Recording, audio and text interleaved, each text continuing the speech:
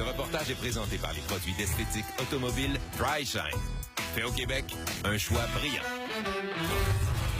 Cette semaine, Antoine, tu nous parles d'un sujet qui va toucher le cœur sensible de beaucoup de Québécois, Renault. Ouais. Tu es allé voir une collection assez impressionnante. Ouais, assez impressionnante. Sur la Rive-Sud de Québec, il y a un ancien concessionnaire Renault qui, évidemment, ne vend plus de Renault aujourd'hui, mais qui a décidé de collectionner toutes les voitures qu'il vendait à l'époque et peut-être même un peu plus. Il nous a ouvert les portes de sa collection. C'est assez impressionnant.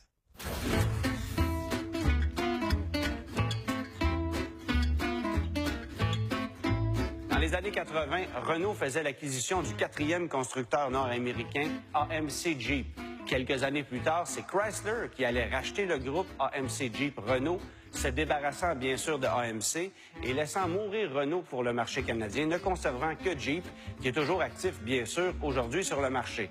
Ça fait donc 30 ans que la marque Renault n'est plus au Canada, mais il y a quelqu'un qui est resté amoureux de cette marque-là, qui n'a pas démordu, qui était concessionnaire à l'époque. Il nous ouvre les portes de sa collection privée aujourd'hui, c'est M. Jean Gosselin. Jean, d'abord, merci beaucoup de me recevoir chez vous. Génial ce que tu as fait avec la salle de montre. La première question que j'ai pour toi, c'est pourquoi Renault? Pourquoi Renault, Antoine? Parce que quand j'ai commencé dans l'automobile, j'étais concessionnaire Renault. Je vendais des modèles de Renault un peu partout au Québec. Alors, fin des années 70, début des années 80, il y avait des Renault 5 partout. Puis c'était vraiment l'effervescence. Bon, la concurrence de la Renault 5, à l'époque, on parle peut-être de la Pony, de la Honda Civic, entre autres. Combien tu peux en vendre de ces voitures-là dans une semaine, dans un mois, pour donner une idée? Ça dépend des promotions qu'on avait du manufacturier. Et c'est sûr que dans ce temps-là, le marché était beaucoup plus ciblé au printemps aussi. Je me rappelle, entre autres, un 2 jours et demi, où moi et mon frère, dans le temps, on était les deux seuls vendeurs dans l'entreprise. On avait vendu, je pense, 43 Renault 5 en 2 jours et demi. Wow. Là-dessus, on faisait nos papiers, on les lavait nous autres mêmes, on les livrait. Tout était plus facile, plus simple à l'époque.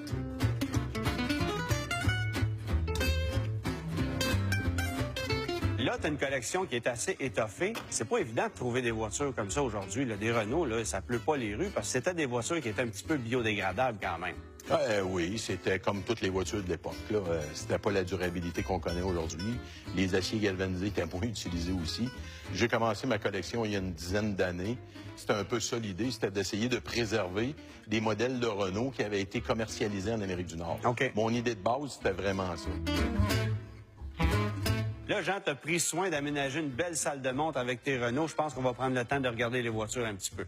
On peut commencer par mon première acquisition, mon premier coup de cœur, la plus importante, je pense, la Renault 5 GTL. Ouais.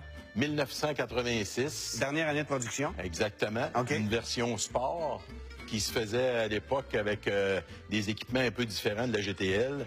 Les sièges, les roues, les phares anti-brouillard, le volant sport, le compte-tour. C'était en gros ce qui différenciait la version sport avec son strapping. Je rappelle que dans les années 80, du strapping, il y en avait. Oh, oui, c'était des belles options. Ces bandes décoratives, pour utiliser le terme français. Là. Il y a eu peu de blanches. Il y avait des rouges, des gris argent, puis des noirs à profusion. Juste à côté de la Renault 5, on a une voiture qui coûtait juste un petit peu plus cher que la 5, hein? Presque 3 fois le prix. Hey! La Renault 30 TS. Ça, c'est rare, là. Il y a peu d'Américaines qui ont été conservées. On n'en vendait vraiment pas beaucoup non plus à l'époque. Je pense que dans les 3 années qu'on l'a eu, on en a peut-être vendu, nous autres, à notre concession, 25-30 de ces véhicules-là au maximum. Là. Bon. C'était un véhicule qui coûtait 3 fois le prix d'une Renault 5. Pour nous situer, là, ça se comparait à quoi, ça, en 1980? C'est un véhicule haut de gamme. Ce véhicule-là, on le fabriquait en version noire, puis on transportait le président de la République en France avec. Donc, c'était une voiture de fonction, là, on parle. C'était vraiment une voiture de fonction. On comparait ça à des BMW, etc. Absolument. OK. Tu vas avoir le plaisir de la conduire, j'espère, tantôt. Et tu vas voir que ce véhicule-là, le comportement routier qu'il y a encore aujourd'hui, c'est impressionnant. Parmi les autres voitures qui sont là, on a des voitures qu'on a connues ici à la fin des années 80. Il y en a d'autres que moi, j'ai jamais vues de ma vie sur les routes du Québec, peut-être parce que j'étais un peu trop jeune. La Renault 4L que tu as ici, c'est un véhicule qui a été fabriqué jusqu'en 1992, mais nous autres, ça a été abandonné au début des années 70.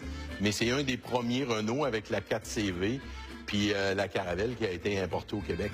Ce véhicule-là, ça a été un véhicule qui a été fabriqué, contrairement à ce qu'on peut percevoir en Amérique du Nord, mais au-dessus de 8 millions d'exemplaires. Oui, en Europe, on en voit partout encore aujourd'hui. En Europe, on en voit encore partout. C'est un peu comme la coccinelle française. C'est ça, exactement. Je suis content d'avoir un véhicule comme ça dans ma collection aussi. Ah oui, puis elle est belle en plus. Elle a un cachet tout à fait particulier.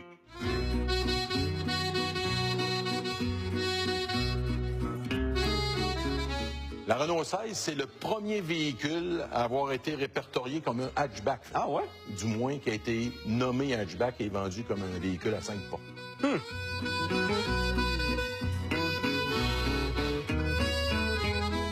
Écoute, l'Alliance, c'est une histoire particulière en Amérique du Nord. C'est une version de la Renault 9 nord-américaine qui est devenue la Renault Alliance, qui était fabriquée en Amérique du Nord. On avait ici des versions qu'on n'avait pas en France, comme cette Cabrio ou la version 2 portes. C'est des véhicules... Même la GTA? C'est exactement, même la GTA. C'est des véhicules que je m'amuse à dire qui sont des véhicules français qui n'ont jamais été vendus en France. Oui, carrément.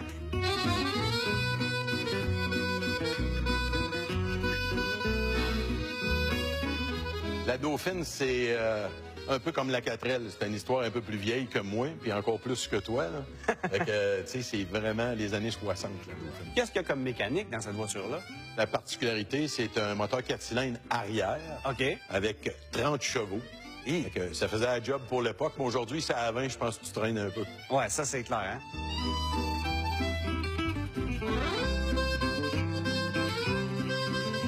T'en as une autre voiture qui est assez voyante, elle est jaune. Et ça, c'est rare qu'on voit ça au Québec, c'est une 15. La Renault 15 que tu as là, pour moi, c'est beaucoup de souvenirs parce que j'en ai eu une pareille. J'ai roulé avec ça, je me rappelle, une couple d'été de temps, puis c'était un véhicule que j'affectionnais beaucoup. OK. Parce que pour l'époque, c'était un coupé sport. C'était une ligne plus sport que les véhicules conventionnels, ou plus ronds, ou des formes carrées, surtout comme les grosses américaines qui étaient vraiment très carrées. Ben ouais. Ce véhicule-là, c'était vraiment un coupé sport 2 portes. Là, ce que je constate, Jean, c'est qu'il manque une Renault d'exception qu'on a eue ici à quelques unités au Québec, c'est la Renault 5 Turbo. Bon, il m'en manque encore plusieurs. Je n'ai pas la prétention de toutes les posséder un jour. Mais la 5 Turbo est hors de prix actuellement. Ils sont rares. Il y a une effervescence dans les marchés européens. Ça se vend à un prix de fou. Quand on dit un prix de fou, ça peut ressembler à quoi? Bon, on parle de 100 000 US puis 100 000 euros. Là. Ça n'a aucun sens. En dollars canadiens, on parle de 140 000. Ce véhicule-là, il y a quelques années à peine, valait beaucoup moins que ça. C'est quoi toutes ces voitures-là? Antoine, ça, c'est des passionnés de Renault. Ces 15 amateurs-là sont venus ici avec leur voiture aujourd'hui. Prends la Renault 30 et va t'amuser avec eux autres. Sérieux? Oui, je suis sérieux. Oh, good!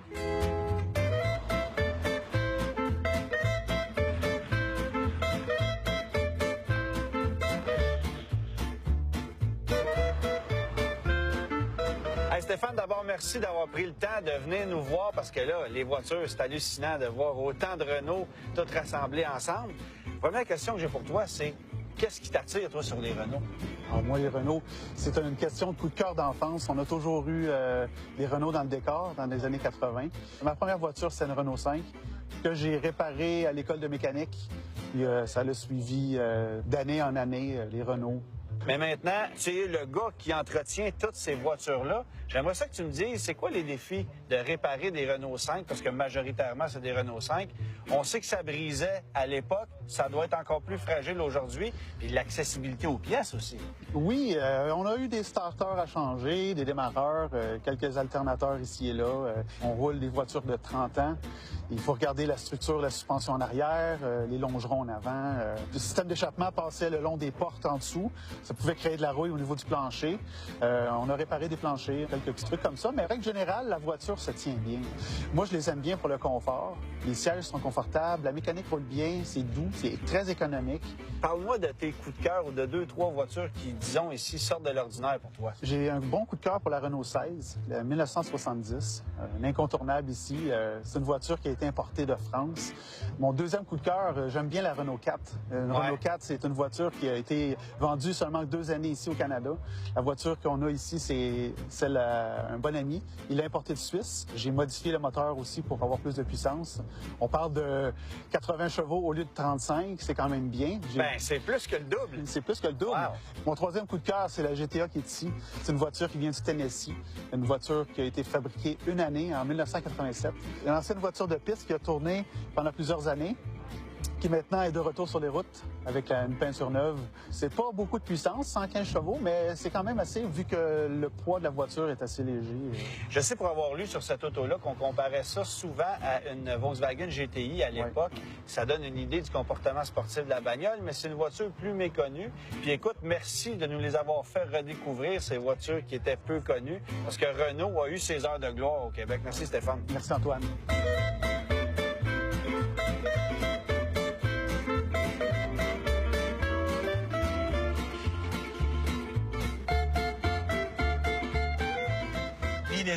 C'est génial. Écoute, c'est doux, c'est raffiné, c'est super agréable. J'ai l'impression de conduire une vraie Allemande. Là, je vais te poser la question, es-tu à vendre? Ben, Antoine, j'en ai des centaines à te vendre, mais pas celle-là. Ah ouais? Bon, finalement, l'as-tu acheté une? Ben non. C'est bien que je me suis essayé, mais ça n'a pas fonctionné. Il a essayé de me vendre une Fiat, puis ça n'a pas marché non plus. Hein? Mais tu te souviens-tu du Schnack? Oui! Hein? Les publicités que Robert Charlebois faisait sur les Renault 5. Et ça, quand tu en revois, ben, les gens s'en souviennent. C'est beaucoup de souvenirs. C'est pour ça qu'il y a beaucoup d'amateurs de Renault 5 au Québec, plus que n'importe où en Amérique du Nord, c'est clair. Parce que le Renault 5 aux États-Unis, ça n'a pas connu un gros succès. Non, c'était assez ordinaire. Ça s'est pas vendu beaucoup non plus. Je n'ai pas vu de Turbo 2 là-dedans. Non, il n'y a pas de Turbo 2 là-dedans parce qu'évidemment, c'est coûteux des Turbo 2 au point où, justement, j'en suivais une sur eBay. Il y avait des enchères sur eBay récemment. J'ai vu la voiture partir autour de 36-37 000 $. Pas une semaine plus tard, elle était rendue à 73 000 $. C'est une Renault Puis c'était 5. pas fini, là. Ouais, c'est une Ben, c'est une Renault 5, mais c'est une Turbo Modifiée. 2. Bon, ben, en tout cas, écoute, c'est une vraie bombe de performance. Merci, Antoine. Nous,